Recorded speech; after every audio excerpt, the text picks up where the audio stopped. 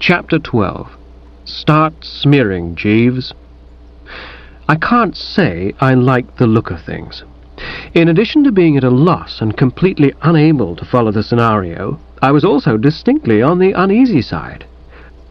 I don't know if you've ever read a book called The Masked Seven. It's one of those goose fleshers, and there's a chap in it, Drexdale Yates, a private investigator, who starts looking for clues in a cellar one night, and he's hardly collected a couple when, bingo, there's a metallic clang, and there he is with the trap door shut and someone sniggering nastily on the other side. For a moment his heart stood still, and so did mine. Excluding the nasty snigger, which Stoker might quite well have uttered without my hearing it, it seemed to me that my case was more or less on all fours with his. Like jolly old Drexdale, I sensed some lurking peril.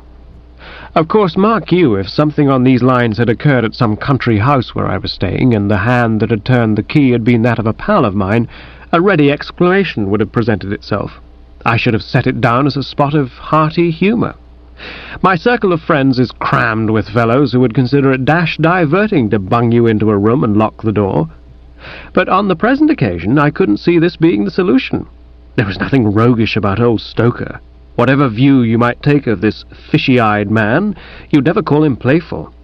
If Pop Stoker put his guests in cold storage, his motive in so doing was sinister. Little wonder, then, that as he sat on the edge of the bed pensively sucking at his cigar, Bertram was feeling uneasy. The thought of Stoker's second cousin, George, forced itself upon the mind. Dotty, beyond a question. And who knew but what that dottiness might not run in the family? It didn't seem such a long step, I mean to say, from a Stoker locking people in staterooms to a Stoker with slavering jaws and wild animal eyes coming back and doing them a bit of no good with a meat axe. When, therefore, there was a click and the door opened, revealing mine host on the threshold, I confess that I rather drew myself together somewhat and pretty well prepared myself for the worst. His manner, however, was reassuring. Puff-faced, yes, but not fiend-inhuman shapy. The eyes were steady and the mouth lacked foam, and he was still smoking his cigar, which I felt was promising. I mean, I've never met any homicidal loonies, but I should imagine that the first thing they would do before setting about a fellow would be to throw away their cigars. "Well, Mr. Wooster?" I've never known quite what to answer when blokes say "well" to me, and I didn't now. "I must apologize for leaving you so abruptly," proceeded the Stoker, "but I had to get the concert started." "I'm looking forward to the concert," I said. "A pity," said Pop Stoker, "because you're going to miss it." He eyed me musingly. "There was a time, when I was younger, when I would have broken your neck," he said. I didn't like the trend the conversation was taking. After all, a man is as young as he feels, and there was no knowing that he wouldn't suddenly get one of these, illusions of youth. I had an uncle once, aged 76, who under the influence of old crusted port would climb trees. "Look here," I said, civilly, but with what you might call a certain urgency. "I know it's trespassing on your time, but could you tell me what all this is about?" "You don't know?" "No, I'm hanged if I do." "And you can't guess?" "No, I'm dashed if I can." "Then I'd best tell you from the beginning. Perhaps you recall my visiting you last night. I said I hadn't forgotten. I thought my daughter was in your cottage. I searched it. I didn't find her." I twiddled a hand magnanimously. "We all make mistakes." He nodded. "Yes, so I went away. And do you know what happened after I left you, Mr. Wooster? I was coming out of the garden gate when your local police sergeant stopped me. He seemed suspicious." I waved my cigar sympathetically. "Something will have to be done about Vowles," I said. "The man is a pest. I hope you were pretty terse with him." "Not at all. I supposed he was only doing his duty. I told him who I was and where I lived. On learning that I came from this yacht, he asked me to accompany him to the police station." I was amazed. "What bally cheek! You mean he pinched you?"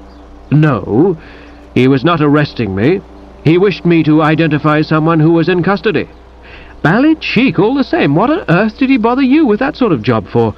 Besides, how on earth could you identify anybody? I mean, a stranger in these parts and all that sort of thing? In this instance it was simple. The prisoner happened to be my daughter Pauline. What? Yes, Mr. Wooster. It seems that this man Vowles was in his back garden late last night. It adjoins yours, if you recollect, and he saw a figure climbing out of one of the lower windows of your house. He ran down the garden and caught this individual. It was my daughter Pauline.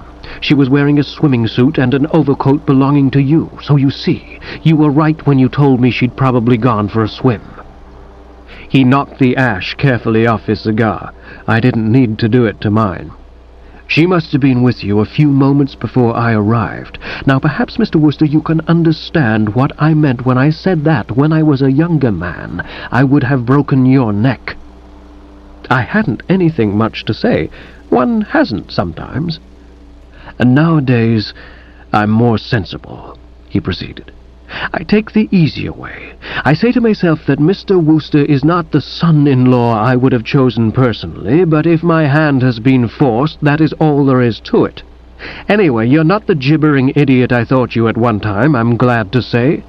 I have heard since that those stories which caused me to break off Pauline's engagement to you in New York were untrue. So we can consider everything just as it was 3 months ago. We will look upon that letter of Pauline's as unwritten. You can't reel when you're sitting on a bed. Otherwise I would have done so, and right heartily. I was feeling as if a hidden hand had socked me in the solar plexus. Do you mean? He let me have an eye squarely in the pupil. A beastly sort of eye, cold and yet hot, if you follow me. If this was the boss's eye you read so much about in the advertisements in American magazines, I was dashed if I could see why any ambitious young shipping clerk should be so bally anxious to catch it. It went clean through me, and I lost the thread of my remarks. I am assuming that you wish to marry my daughter. Well, of course, dash it, there isn't much you can say to an observation like that. I just weighed in with a mild, I'm not quite sure if I understand the precise significance of the expression "oh, he said. And by Jove, I wonder if you notice a rummy thing. I mean to say, this man had had the advantage of Jeeves's society for only about 24 hours, and here he was, except that Jeeves would have said wholly instead of quite, and stuck in a sir or two, talking just like him. It just shows. I remember putting young Catsmeat Potter Purbright up at the flat for a week once, and the very second day he said something to me about gauging somebody's latent potentialities. And Catsmeat's a fellow who'd always thought you were kidding him when you assured him that there were words in the language that had more than one syllable. As I say, it simply goes to show. However, where was I? I'm not quite sure if I understand the precise significance of the expression, "oh, said this stoker, but I will take it to mean that you do. I won't pretend that I'm delighted, but one can't have everything. What are your views upon engagements, Mr. Wooster? Engagements? Should they be short or long? Well, I prefer them short. I feel that we'd best put this wedding through as quickly as possible. I shall have to find out how soon that is on this side. I believe you cannot simply go to the nearest minister, as in my country. There are formalities. While these are being attended to, you will, of course, be my guest. I'm afraid I can't offer you the freedom of the boat because you are a pretty slippery young gentleman, and might suddenly remember a date elsewhere, some unfortunate appointment which would necessitate your leaving. But I shall do my best to make you comfortable in this room for the next few days. There are books on that shelf I assume you can read, and cigarettes on the table. I will send my man along in a few minutes with some pajamas and so on, and now I will wish you good night, Mr. Wooster. I must be getting back to the concert. I can't stay away from my son's birthday party, can I? Even for the pleasure of talking to you. He slipped through the door and oozed out, and I was alone. Now it so happened that twice in my career I had had the experience of sitting in a cell and listening to keys turning in locks. The first time was the one to which Chuffy had alluded, when I'd been compelled to assure the magistrate that I was one of the West Dulwich Plimsolls. The other, and both oddly enough had occurred on boat race night, was when I'd gone into partnership with my old friend Oliver Sipperley to pick up a policeman's helmet as a souvenir, only to discover that there was a policeman in sight. On both these occasions I'd ended up behind the bars, and you might suppose that an old lag like myself would have been getting used to it by now. But this present binge was something quite different. Before, I'd been faced merely with the prospect of a moderate fine. Now a life sentence stared me in the eyeball. A casual observer, noting Pauline's preeminent pulchritude and bearing in mind the fact that she was heiress to a sum amounting to more than 50 million fish, might have considered that in writhing, as I did, in agony of spirit at the prospect of having to marry her, I was making a lot of fuss about nothing. Such an observer, no doubt, would have wished that he had half my complaint.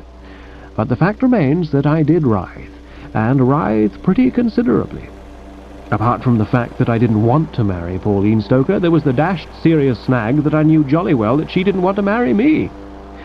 She might have ticked him off with great breadth and freedom at their recent parting, but I was certain that deep down in her the old love for Chuffy still persisted, and only needed a bit of corkscrew work to get it to the surface again.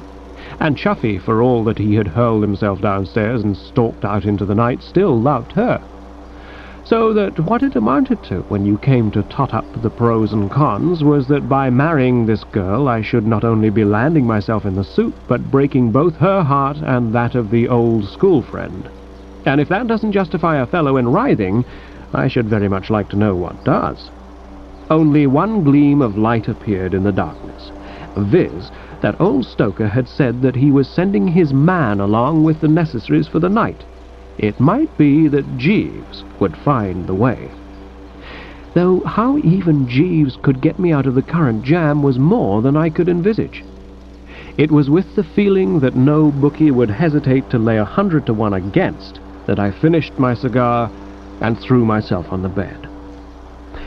I was still picking at the coverlet when the door opened and a respectful cough informed me that he was in my midst. His arms were full of clothing of various species. He laid these on a chair and regarded me with what I might describe as commiseration. "Mr. Stoker instructed me to bring your pyjamas, sir." I emitted a hollow G. "It's not pyjamas I need, Jeeves, but the wings of a dove. Are you abreast of the latest development?" "Yes, sir." "Who told you?" "My informant was Miss Stoker, sir." "You've been having a talk with her?" "Yes, sir. She related to me an outline of the plans which Mr. Stoker had made." The first spot of hope I had had since the start of this ghastly affair now shot through my bosom. "By Jove, Jeeves, an idea occurs to me. Things aren't quite as bad as I thought they were." "No, sir." "No, can't you see? It's all very well for old Stoker to talk, glibly, sir? Airily or glibly, sir, whichever you prefer. It's all very well for old Stoker to talk with airy glibness about marrying us off, but he can't do it, Jeeves. Miss Stoker will simply put her ears back and refuse to cooperate. You can lead a horse to the altar, Jeeves, but you can't make it drink. In my recent conversation with the young lady, sir, I did not receive the impression that she was antagonistic to the arrangements." "What?" "No, sir. She seemed, if I may say so, resigned and defiant." "She couldn't be both." "Yes, sir. Miss Stoker's attitude was partly one of listlessness, as if she felt that nothing mattered now, but I gathered that she was also influenced by the thought that in contracting a matrimonial alliance with you, she would be making, shall I say, a defiant gesture at his lordship." "A defiant gesture?" "Yes, sir." "Scoring off him, you mean?" "Precisely, sir." "What a damn silly idea! The girl must be cuckoo." "Feminine psychology is admittedly odd, sir. The poet Pope—" "Never mind about the poet Pope, Jeeves." "No, sir. There are times when one wants to hear all about the poet Pope and times when one doesn't." "Very true, sir." "The point is, I seem to be up against it. If that's the way she feels, nothing can save me. I am a pipped man." "Yes, sir. Unless—" "Unless?" "Well, I was wondering, sir, If on the whole it would not be best if you were to obviate all unpleasantness and embarrassment by removing yourself from the yacht." "What? Yacht, sir?" "I know you said yacht, and I said what, Jeeves," I went on, and there was a quiver in the voice. "It's not like you to come in here at a crisis like this with straws in your hair and talk absolute drip. How the devil can I leave the yacht?" "The matter could be readily arranged if you are agreeable, sir. It would, of course, involve certain inconveniences." "Jeeves," I said, "short of squeezing through the porthole, which can't be done, I'm ready to undergo any little passing inconvenience if it will get me off this bally-floating dungeon and restore me to terra firma." I paused and regarded him anxiously. "This is not mere gibbering, is it? You really have a scheme?" "Yes, sir. The reason I hesitated to advance it was that I feared you might not approve of the idea of covering your face with boot polish." "What?" "Time being of the essence, sir, I think it would not be advisable to employ burnt cork." I turned my face to the wall. It was the end. "Leave me, Jeeves," I said. "You've been having a couple." And I'm not sure that what cut me like a knife more even than any agony at my fearful predicament was not the realization that my original suspicions had been correct, and that, after all these years, that superb brain had at last come unstuck. For, though I had tactfully affected to set all this talk of burnt cork and boot polish down to mere squiffiness, in my heart I was convinced that the fellow had gone off his onion. He coughed. "If you will permit me to explain, sir, the entertainers are just concluding their performance. In a short time they will be leaving the boat." I sat up. Hope dawned once more, and remorse gnawed me like a bull-pup worrying a rubber bone at the thought that I should have so misjudged this man. I saw what that giant brain was driving at. "You mean—" "I have a small tin of boot polish here, sir. I brought it with me in anticipation of this move. It would be a simple task to apply it to your face and hands in such a manner as to create the illusion, should you encounter Mr. Stoker, that you were a member of this troupe of negroid entertainers." "Jeeves!" "The suggestion I would make, sir, is that if you are amenable to what I propose, we should wait until these black-faced persons have left for the shore. I could then inform the captain that one of them, a personal friend of mine, had lingered behind to talk with me, and so had missed the motor launch. I have little doubt that he would accord me permission to row you ashore in one of the smaller boats." I stared at the man. Years of intimate acquaintance, the memory of swift ones he had pulled in the past, the knowledge that he lived largely on fish, thus causing his brain to be about as full of phosphorus as the human brain can jolly well stick, had not prepared me for this supreme effort. "Jeeves," I said, "as I've so often had occasion to say before, you stand alone." "Thank you, sir." "Others abide our question. Thou art free." "I endeavour to give satisfaction, sir." "You think it would work?" "Yes, sir." "The scheme carries your personal guarantee?" "Yes, sir." "And you say that you have the stuff handy?" "Yes, sir." I flung myself into a chair and turned the features ceilingwards. "Then start smearing, Jeeves," I said, "and continue to smear till your trained senses tell you that you have smeared enough." Chapter 13. A Valet Exceeds His Duties. I must say, as a general rule, I always bar stories where the chap who's telling them skips lightly from point to point and leaves you to work it out for yourself as best you can just what's happened in the interim. I mean to say, the sort of story where Chapter 10 ends with the hero trapped in the underground den, and Chapter 11 starts with him being the life and soul of a gay party at the Spanish embassy. And strictly speaking, I suppose, I ought at this juncture to describe step by step the various moves which led me to safety and freedom, if you see what I mean. But when a tactician like Jeeves is in charge of the arrangements, it all seems so unnecessary, simply a waste of time. If Jeeves sets out to shift a fellow from spot A to spot B, from the stateroom on a yacht, for instance, to the shore in front of his cottage, he just does it. No hitches, no difficulties, no fuss, no excitement. Absolutely nothing to report. I mean, One just reaches for the nearest tin of boot polish, blacks one's face, strolls across the deck, saunters down the gangway, waves a genial farewell to such members of the crew as may be leaning over the sides, spitting into the water, steps into a boat, and in about 10 minutes there one is, sniffing the cool night air on the mainland. A smooth bit of work. I mentioned this to Jeeves as we tied up at the landing stage, and he said it was extremely kind of me to say so.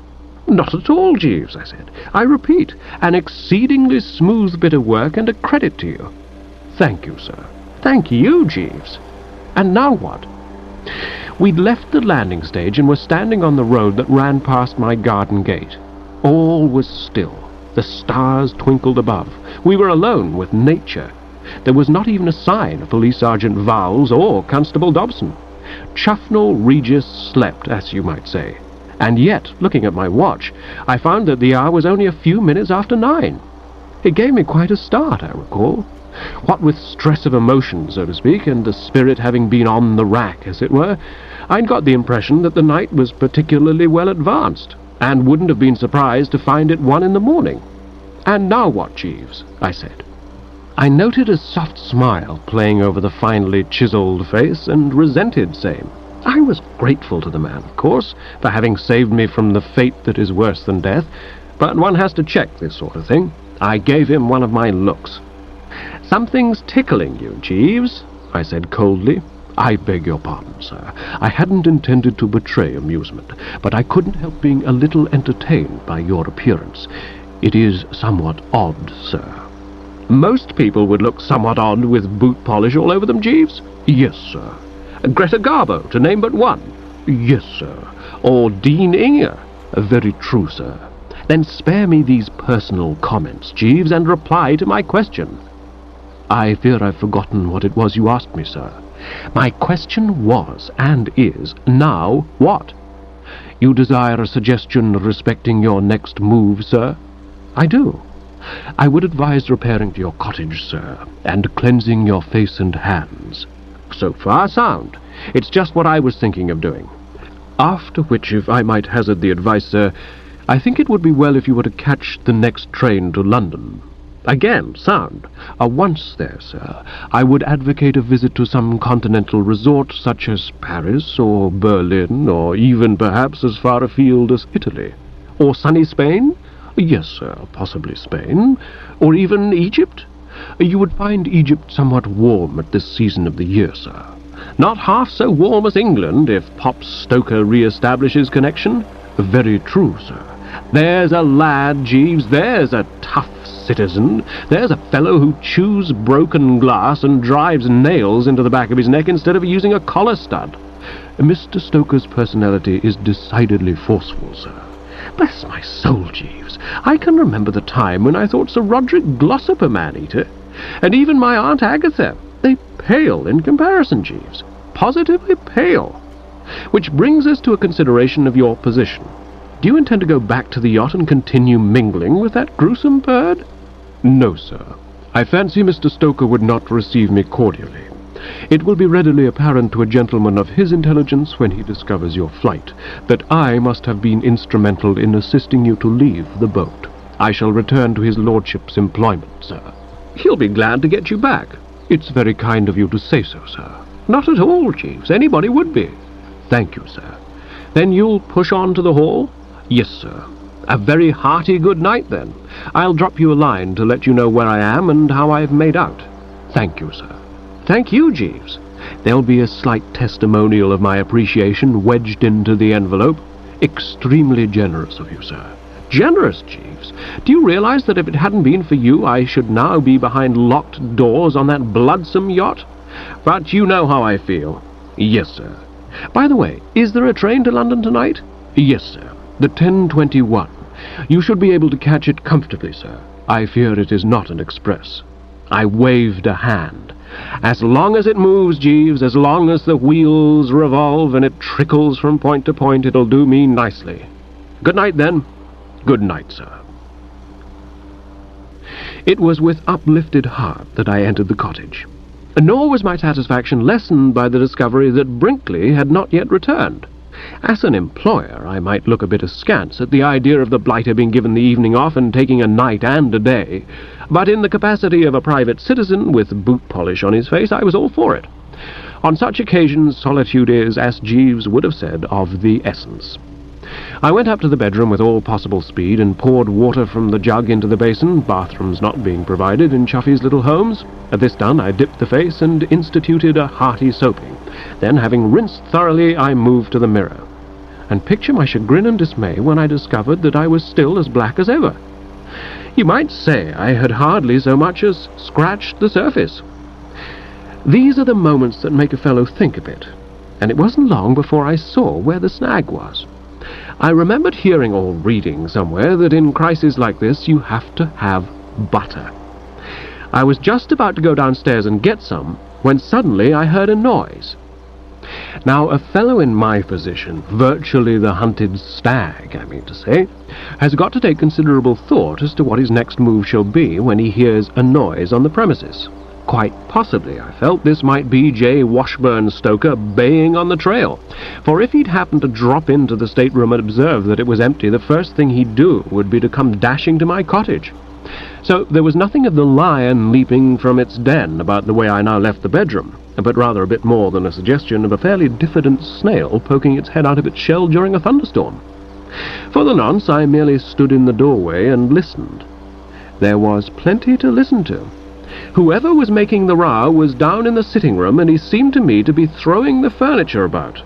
And I think it was the reflection that a keen, practical man like Pop Stoker, if on my track, would hardly waste time doing this sort of thing that braced me at length to the point of tiptoeing to the banisters and peeping over. What I describe as the sitting room, I must tell you, was really more in the nature of a sort of lounge hall. It was rather liberally furnished for such a smallish place, and contained a table, a grandfather clock, a sofa, 2 chairs, and from 1 to 3 glass cases with stuffed birds in them. From where I stood, looking over the banisters, I had a complete view of the entire layout. It was fairly dim down there, but I could see pretty well, because there was an oil lamp burning on the mantelpiece. By its light I was able to observe that the sofa had been upset, the 2 chairs thrown through the window, and the stuffed bird cases smashed, and at the moment of going to press, a shadowy form was in the far corner wrestling with the grandfather clock. It was difficult to say with any certainty which of the pair was getting the better of it. If in sporting vein, I think I would have been inclined to put my money on the clock, but I was not in sporting vein. A sudden twist of the combatants had revealed to me the face of the shadowy F, and with a considerable rush of emotion I perceived that it was Brinkley. Like a sheep wandering back to the fold, this blighted Bolshevik had rolled home 24 hours late, plainly stewed to the gills. All the householder awoke in me. I forgot that it was injudicious of me to allow myself to be seen. All I could think of was that this bally 5-year planner was smashing up the Wooster home. "Brinkley!" I bellowed.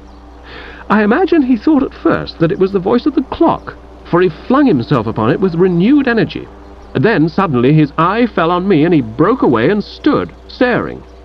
The clock, after rocking to and fro for a moment, settled into the perpendicular with a jerk, and having struck 13, relapsed into silence. "Brinkley!" I repeated, and was about to add, "Dash it," when a sort of gleam came into his eyes, the gleam of the man who understands all. For an instant he stood there, goggling. Then he uttered a cry. "No, Lammy, the devil!" And snatching up a carving knife, which he appeared to have placed on the mantelpiece with the sort of idea that you never knew when these things may not come in useful, he came bounding up the stairs.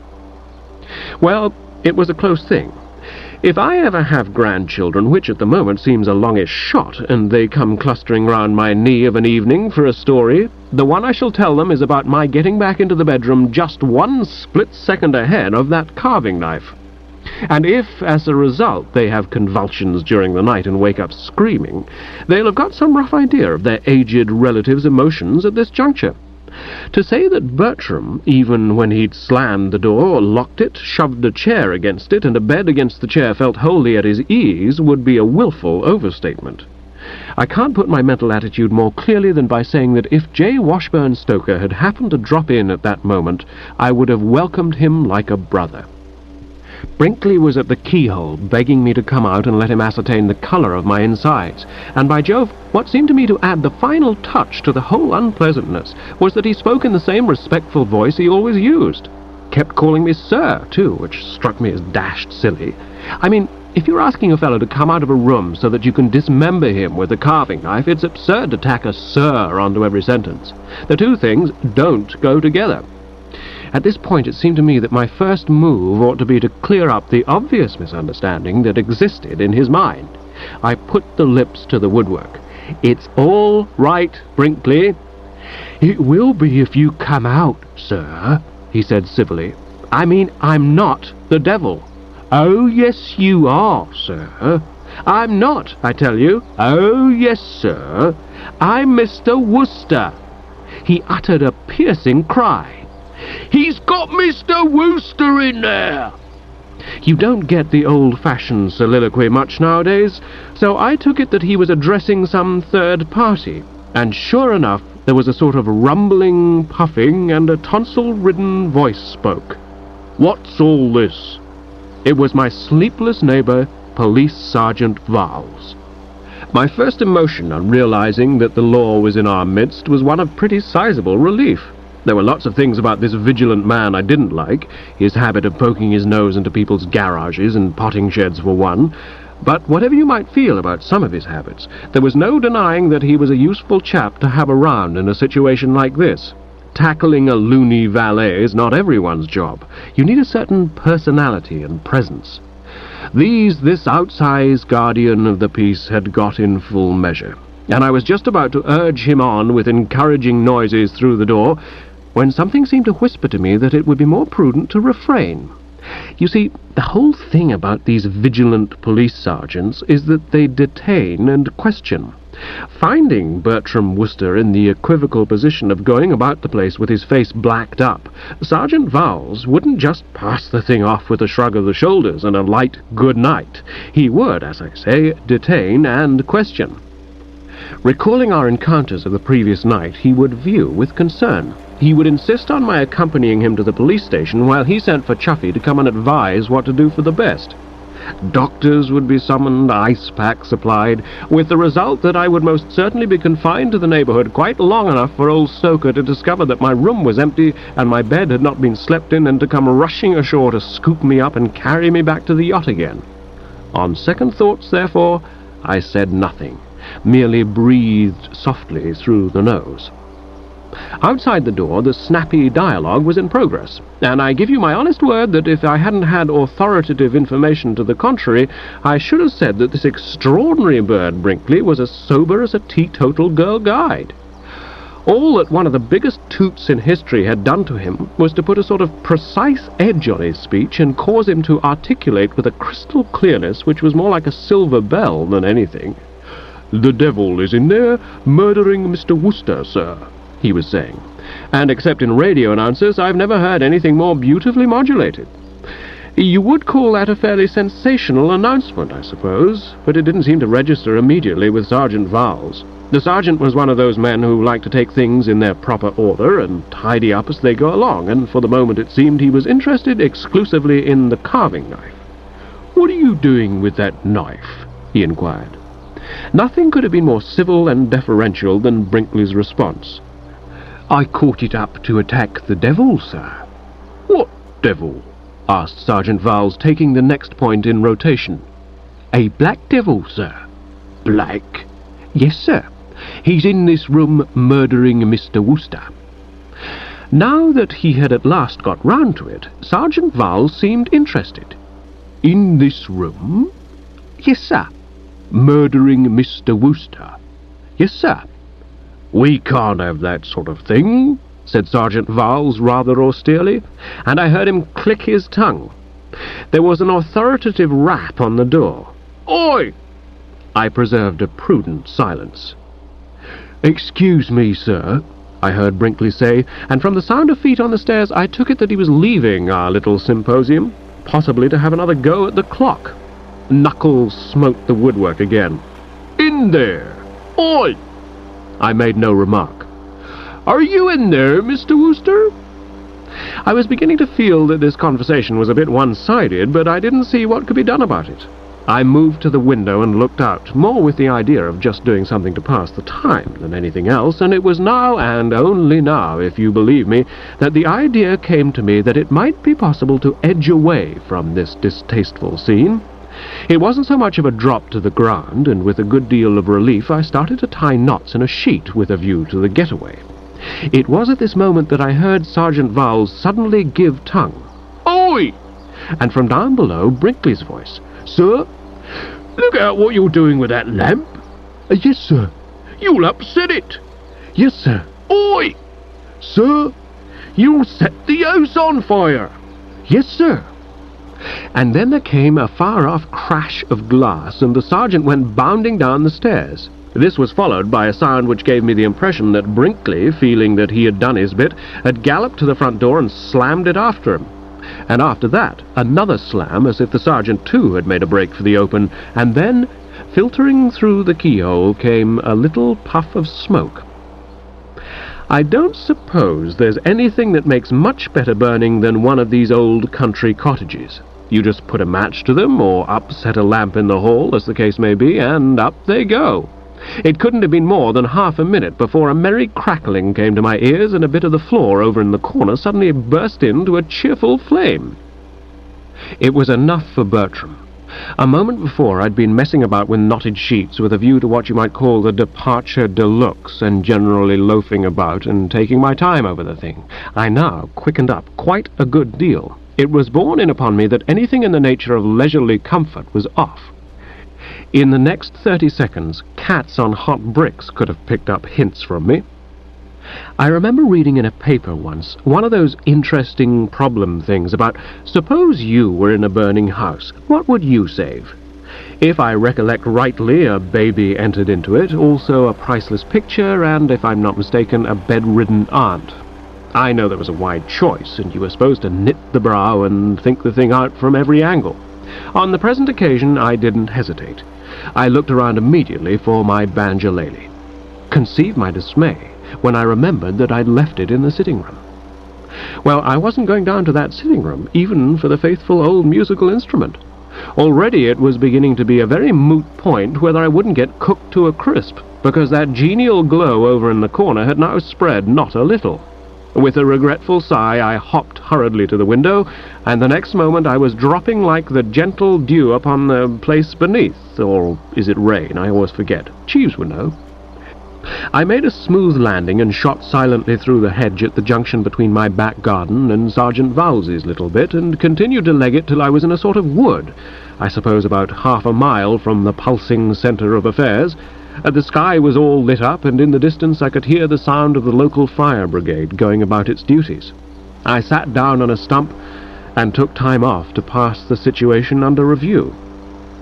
Wasn't it Robinson Crusoe or someone who, when things were working out a bit messily for him, used to draw up a sort of credit and debit account in order to see exactly where he stood and ascertain whether he was behind or ahead of the game at that particular moment? I know it was someone, and I'd always thought it rather a sound idea. This was what I did now, in my head, of course, and keeping a wary eye out for possible pursuers. The thing came out about as follows. Credit. Well, here I am, what? Debit. Yes, but your bally house has burned down. Not mine, Chuffy's. Yes, I know, but all your things are in it. Nothing of value. How about the banjolele? Oh, my gosh, that's true. I thought that would make you think a bit. You needn't rub it in. I'm not rubbing it in. I'm merely saying that your banjolele has been reduced to a heap of ashes. Well, I'd have looked a damn sight sillier if it had been me. A footling bit of reasoning. Well, anyway, I've got away from old Stoker. How do you know you have? He hasn't caught me yet. No, but he may. I've still time to get that 10:21 train. My poor ass, you can't go getting on trains with your face all black. Butter will remove the blacking. Yes, but you have no butter. I can buy some. How? Got any money on you? Well, no. Ah. Why shouldn't I get someone to give me butter? Who? Why, Jeeves, of course. All I have to do is to go to the hall and put the whole case before Jeeves and tell him to rally round, and there I'll be as right as rain with nothing more to worry about. Jeeves will know where to lay his hand on seas of butter. You see, it's perfectly simple if you think it out and don't lose your head. And by Jove, there didn't seem a single debit to shove against that. I examined the position thoroughly, trying to find one, but at the end of 5 minutes I saw that I'd got the debit account stymied. I had baffled it. It hadn't a thing to say. Of course, I mused, I ought to have thought of this solution right from the start. Dashed obvious, the whole thing, when you came to think of it. I mean, Jeeves would be back at the hall by now. I'd only to go and get in touch with him, and he'd bring out pounds of butter on a lordly dish. And not only that, but he'd lend me enough of the needful to pay my fare to London, and possibly even to purchase a packet of milk chocolate from the slot machine at the station. The thing was a walkover. I rose from my stump, braced to a degree, and started off. In the race for life, as you might term it, I'd lost my bearings a bit, but I pretty soon hit the main road, and I don't suppose it was more than a quarter of an hour later that I was rapping at the back door of the hall. It was opened by a small female, a scullery maid of sorts, I put her down as, who, on observing me, gaped for a moment with a sort of shocked horror, and then, with a piercing squeal, keeled over and started to roll about and drum her heels on the floor. And I'm not so dashed sure she wasn't frothing at the mouth. Chapter 14. The Butter Situation. I must admit it was a fairly nasty shock. I'd never realized before what an important part one's complexion plays in life. I mean to say, a Bertram Wooster with merely a pretty tan calling at the back door of Chuffnell Hall would have been received with respect and deference. Indeed, I shouldn't wonder if a girl of the social standing of a scullery maid might not actually have curtsied. And I don't suppose matters would have been so substantially different if I'd had an interesting pallor or pimples. But purely and simply because there happened to be a little boot polish on my face, here was this female tying herself in knots on the doormat and throwing fits up and down the passage. Well, there was only one thing to do, of course. Already voices from along the corridor were making inquiries, and in another half-second I presumed that I might expect a regular susurration of domestics on the scene. I picked up the feet and pushed off, and taking it that the neighbourhood of the back door was liable to be searched pretty soon, I hared round to the front and came to roost in a patch of bushes not far from the main entrance. Here I paused. It seemed to me that before going any farther, I'd better try to analyse the situation and find out what to do next. In other circs, if, let us say, I'd been reclining in a deck chair with a cigarette instead of squatting in a beastly jungle with beetles falling down my neck, I should probably have got a good deal of entertainment and uplift out of the scene and surroundings generally. I've always been rather a lad for the peace of the old-world English garden round about the time between the end of dinner and the mixing of the bedtime spot. From where I sat, I could see the great mass of the hall standing out against the sky, and very impressive it was, too. Birds were rustling in the trees, and I think there must have been a flower bed fairly close by with stocks and tobacco plants in it, for the air was full of a pretty goodish sort of smell. Add the perfect stillness of a summer night, and there you are. At the end of about 10 minutes, however, the stillness of the summer night rather sprang a leak. From one of the rooms there proceeded a loud yelling. I recognized the voice of little Seabury, and I remembered feeling thankful that he had his troubles too. After a bit he cheesed it. I assumed the friction had arisen from the fact that somebody wanted to put him to bed and he didn't want to go, and all was quiet again. Directly after that there came a sound of footsteps. Somebody was walking up the drive to the front door. My first idea was that it was Sergeant Vowles. A Chuffy, you see, is a local justice of the peace, and I imagined that one of the first things Vowles would do after the affair at the cottage would be to call on the big chief and report. I wedged myself a bit tighter into the bushes. No, it wasn't Sergeant Vowles. I'd just got him against a patch of sky, and I could see he was taller and not nearly so round. He went up the steps and started knocking at the door, and when I say knocking, I mean knocking. I'd thought Vowles's performance at the cottage on the previous night a pretty good exhibition of wrist work, but this chap put it all over him, in a different class altogether. He was giving that knocker more exercise than I suppose it had ever had since the first Chuffnell, or whoever it was, had screwed it on. In the intervals of slamming the knocker, he was also singing a hymn in a meditative sort of voice. It was, if I recollect rightly, Lead Kindly Light, and it enabled me to place him. I'd heard that reedy tenor before. One of the first things I had to put my foot down about on arriving at the cottage was Brinkley's habit of singing hymns in the kitchen while I was trying to play foxtrots on the banjolele in the sitting room. There could not be two voices like that in Chufnell Regis. This nocturnal visitor was none other than my plastered personal attendant, and what he wanted at the Hall was more than I could understand. Lights flashed up in the house, and the front door was wrenched open. A voice spoke. It was a pretty peevish voice, and it was Chuffy's.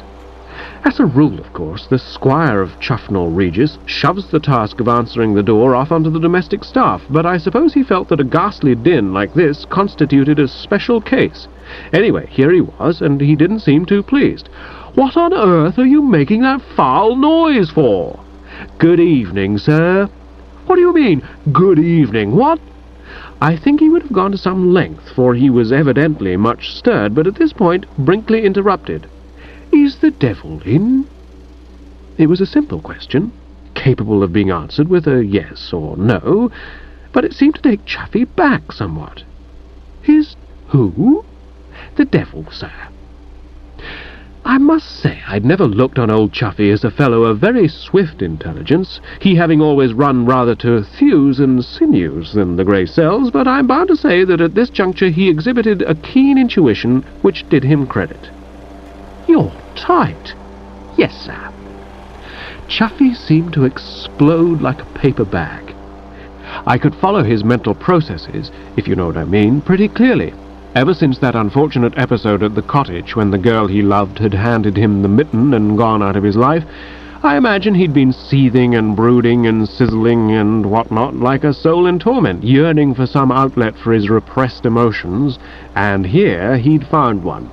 Ever since that regrettable scene, he'd been wishing that he could work off the stored-up venom on somebody, and by Jove, heaven had sent this knocker-slamming inebriate.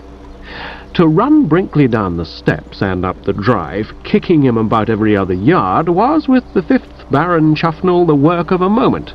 They passed my little clump of bushes at about 40 mph and rolled away into the distance. And after a while I heard footsteps and the sound of someone whistling as if a bit of a load had been removed from his soul, and Chuffy came legging it back. Just about opposite my lair he paused to light a cigarette, and it seemed to me that the moment had come to get in touch.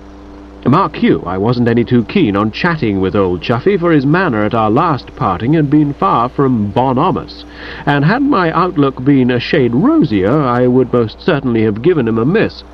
But he was by way of being my last hope. What with platoons of scullery maids having hysterics every time I went near the back door, it seemed impossible to connect with Jeeves tonight. It was just as impossible to go the round of the neighbourhood, calling on perfect strangers and asking for butter. I mean, you know yourself how you feel when a fellow you've never met drops in at your house with his face all black and tries to touch you for a bit of butter. You just aren't in sympathy. No, everything pointed to Chuffy as the logical saviour of the situation. He was a man who had butter at his command, and it might be that now that he'd worked off some of the hard feelings on Brinkley, he'd be in a frame of mind to oblige an old school friend with £1/4 or so. So I crawled softly out of the undergrowth and came up in his immediate rear. "Chuffy," I said. I can see now that it would have been better to have given him a bit more warning of my presence. Nobody likes to have unexpected voices speaking suddenly down the back of their neck, and in calmer mood I should have recognized this. I don't say it was exactly a repetition of the scullery maid episode, but for a moment it looked like coming very near it. The poor old lad distinctly leaped. The cigarette flew out of his hand, his teeth came together with a snap, and he shook visibly. The whole effect being much as if I'd spiked him in the trousering with a gimlet or bodkin. I've seen salmon behave in a rather similar way during the spawning season. I did my best to lull the storm with soothing words. "It's only me, Chuffy." "Who?" "Bertie." "Bertie?" "That's right." "Oh." I didn't much like the sound of that "oh." It hadn't a welcoming ring. One learns to sense when one is popular and when one is not. It was pretty plain to me at this point that I was not, and I thought it might be wise if, before proceeding to the main topic, I were to start off with a stately compliment. "You put it across that fellow properly, Chuffy," I said. "I liked your work. It was particularly agreeable to me to see him so adequately handled, because I'd been wishing I had the nerve to kick him myself." "Who was he?" "My man, Brinkley." "What was he doing here?" "I fancy he was looking for me." "Why wasn't he at the cottage, then?" I'd been hoping for a good opportunity of breaking the news. "I am afraid you're a cottage short, Chuffy," I said.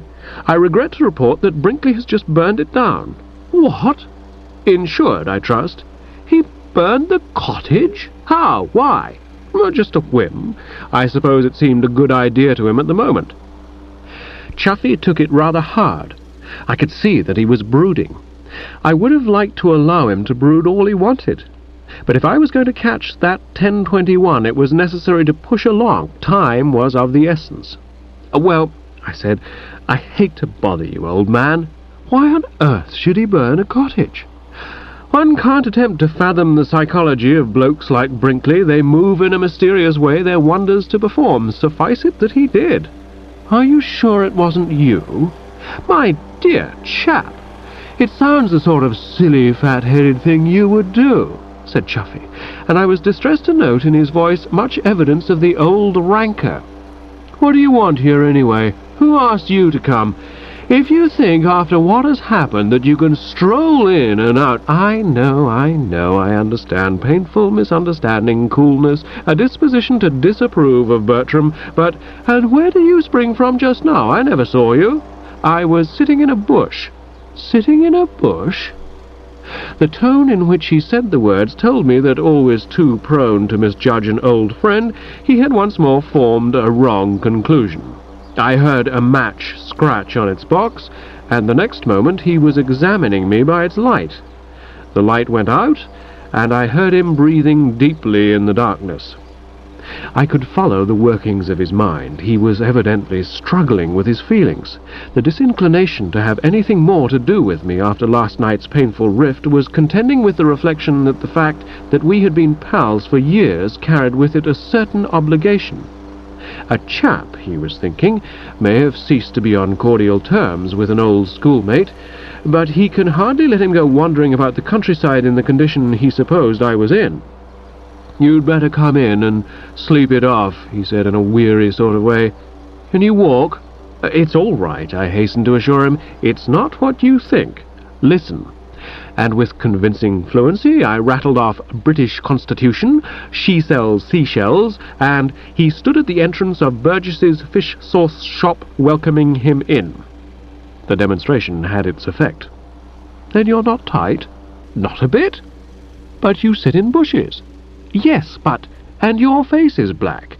"I know. Hold the line, old man, and I'll tell you all." I dare say you've had the experience of telling someone a longish story and getting on to the fact halfway through that you haven't got the sympathy of the audience.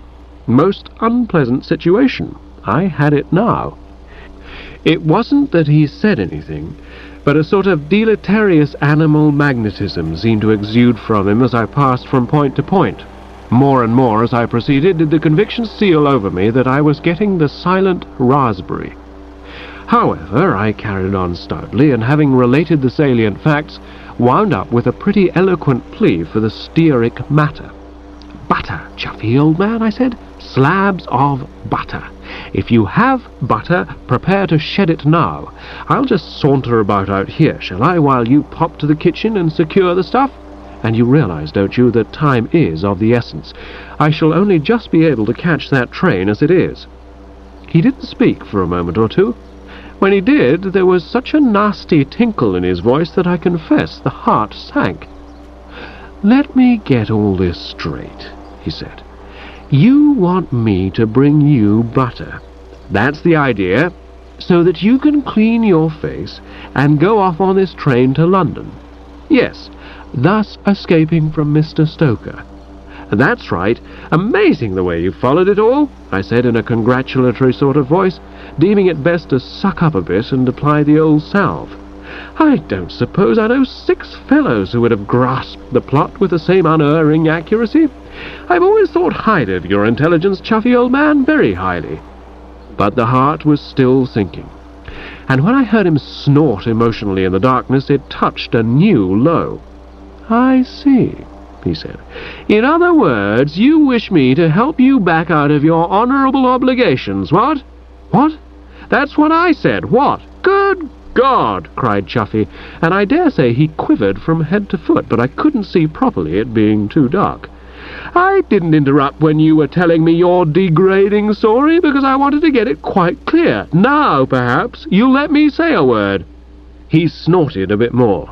"You want to catch trains to London, do you? I see. Well, I don't know what you think of yourself, Wooster, but if you'd care to know how your conduct strikes a perfectly unprejudiced outsider, I don't mind informing you that, in my opinion, you're behaving like a hound, a skunk, a worm, a tick, and a warthog. Good gosh, this beautiful girl loves you, her father very decently consents to an early wedding, and instead of being delighted and pleased and tickled as anybody else would be, you're planning to edge away. But Chuffy, I repeat, to edge away. You are brutally and callously scheming to oil out, leaving this lovely girl to break her heart, deserted, abandoned, flung aside like a... I shall forget my own name next, like a soiled glove. But Chuffy, don't try to deny it, but dash it, it isn't as if she were in love with me. Ha! Isn't she so infatuated with you that she swims ashore from yachts to get at you? She loves you. Ha! She does, I tell you. It was you she swam ashore last night to see, and she only took on this binge of marrying me to score off you because you doubted her. Ha! So take the sensible viewpoint, old man, and bring me butter. Ha! I wish you wouldn't keep saying ha. It doesn't advance the issue, and it sounds rotten. I must have butter, Chuffy. It is of the essence. If it be only a small pat, bring it out. Wooster speaking, old man. The chap you were at school with. The fellow you've known since he was so high. I paused. For a moment I had an idea that this had done the trick. I felt his hand fall on my shoulder with a distinct kneading movement. At that instant I would have put my shirt on it that he was softened. And so he was, but not along the right lines. "I'll tell you exactly how I feel about all this, Bertie," he said, and there was a sort of beastly gentleness in his manner. "I won't pretend that I don't love this girl. Even after what has happened, I still love her. I shall always love her. I loved her from the first moment we met. It was at the Savoy Grill, I remember, and she was sitting on one of those chairs in that lobby place halfway through a medium-dry martini, because Sir Roderick and I were a bit late getting there, and her father had thought they might as well be having a cocktail instead of just sitting. Our eyes met, and I knew that I'd found the only girl in the world for me, not having the foggiest that she was really crazy about you. She isn't. I realize it now, and I know, of course, that I can never win her for myself. But I can do this, Bertie. Having this great love for her, I can see to it that she is not robbed of her happiness. If she is happy, that is all that matters. For some reason her heart is set on being your wife. Why, one cannot say, and we need not go into it. But for some unexplained reason she wants you, and she shall jolly well get you. Funny that you should have come to me, of all people, to help you shatter her girlish dreams and rob her of a sweet, childlike trust in the goodness of human nature. You think I will sit in with you on this foul project? My left foot I will. You get no butter from me, my lad. You will remain exactly as you are, and after thinking it over, I've no doubt that you will find your better self pointing the way, and that you will go back to the yacht, prepared to fulfill your obligations like an English gentleman. But Chuffy, and if you wish, I will be your best man. Agony, of course, but I'll do it if you want me to." I clutched at his arm. "Butter, Chuffy." He shook his head. "No butter, Wooster. You are better without it." And flinging aside my hand like a soiled glove, he stalked past me into the night. I don't know how long it was that I stood there, rooted to the S. It may have been a short time, it may have been quite a stretch. Despair was gripping me, and when that happens you don't keep looking at your watch. Let's say, then, that at some point, 5, 10, 15, or it may have been 20 minutes later, I became aware of somebody coughing softly at my side, like a respectful sheep trying to attract the attention of its shepherd. And how can I describe with what thankfulness and astonishment I perceived Jeeves?